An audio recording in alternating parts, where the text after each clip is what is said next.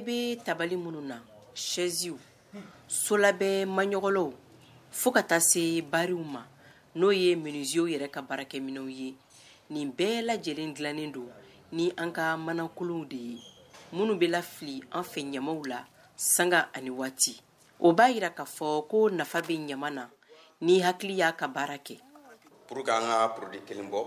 donc an bɛ mana nin de tɔmɔ an bɛ baara kɛ ni musojɛkulu fana mun bɛ ɲamaton sanfɛ an bɛ mana dɔ ɲɛf'u ɲɛna u b'o tɔmɔ u b'o d'a ma an b'a san bolo ale ni waati dɔ la ni commande ka ca an b'a san mana feerelaw fana bolo donc walasa ka na n'a ye an bɛna u woloma manaw suguyaw fɛ k'a sɔrɔ k'u kura ye n'an y'u kura ye an bɛ u ko donc n'an y'u ko an b'u ja u jalen de kɔfɛ an bɛ sɔrɔ k'u bayɛlɛma k'a kɛ an sagona produit ye machine fitinin fila ye ni an ye mun combiner ɲɔgɔn na donc walasa ka se ka an ka produit bɔ an bɛ se ka mun feere ka se ka non seulement ka nafa sɔrɔ a la k'an ka sigidaw sanuya ka baara créer n'a ye donc a fɔlɔ o ye broyeur de plastique ye ale ka baara ye mana tigɛtigɛli ye ka a kɛ fitinin fitinin donc filanan o ye extrudéuse ye donc ale de b'a kɛ produit final ye ka produit dɔw bɔ mun bɛ se ka mɔgɔw mago ɲɛ i n'a fɔ misalila bari ninnu b'o la o bari ninnu b'o la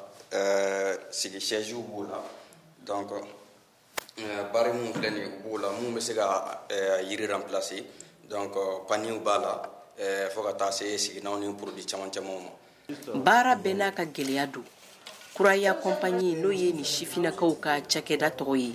a bɛ sen kan nin y'a san 2 ye wa u ka laɲini ye sigida lakanani ka bɔ manakolon kɔlɔlɔ ma ani ka se ka baara lase u sifinaka ɲɔgɔnw ma. A nafa tɛ se an kelen dɔrɔn ma baara in yɛrɛ a kun yɛrɛ fɔlɔ o ye ka kari sanuya ni mana filɛ nin mana bɛ se ka san 100 kɛ dugu jukɔrɔ a tɛ toli sɛnɛkɛfɛnw a bɛ sɛnɛkɛfɛnw latiɲɛ a bɛ na ni inondation ye samiya fɛ donc an ka kɛlɛ kun fɔlɔ o y'o de ye donc ni autorités sera k'an dɛmɛ an ka mana yɛlɛma o b'olu fana dɛmɛ pour que kasara kana kɛ olu fana ka na wari latiɲɛ baɲumankɛtɔ mɔgɔ minnu fana bɛ yen minnu ka baara yɛrɛ fana ye ɲamako ta fanfɛla ye an b'olu fana wele kosɛbɛ u kana jeunes de dɛmɛ n'an ye ka nin baara yiriwara an bɛ se ka dɔ bɔ chômage la donc ka jeunes wɛrɛw fana ta baara la. maaw ka kuma don ko yanni i ka maka dɛmɛ kɔnɔ k'i k'i yɛrɛ dɛmɛ fɔlɔ o kɛla kuraya compagnie hakilina ye sabula yɛlɛmalikɛ manchini 2 minnu b'u bolo a bɛɛ lajɛlen ye u yɛrɛ ka fɛn dilanni ye nka nin cakɛda ka laɲiniba ye fɛn min ye bi u ka baara kɛlen o ka se ka lakodɔn mali kɔnɔ ani mali kɔkan. gɛlɛya misɛnnin ka ca dɔɔni mais dakuruba hakilina an ka source d'approvisionnement b'a la ale ni an ka machine par exemple an mako bɛ machine na min bɛ se ka produit caman bɔ walasa an ka se ka fɛn caman feere. Mariam Kuyate Mokta Bari, VOA Bambara.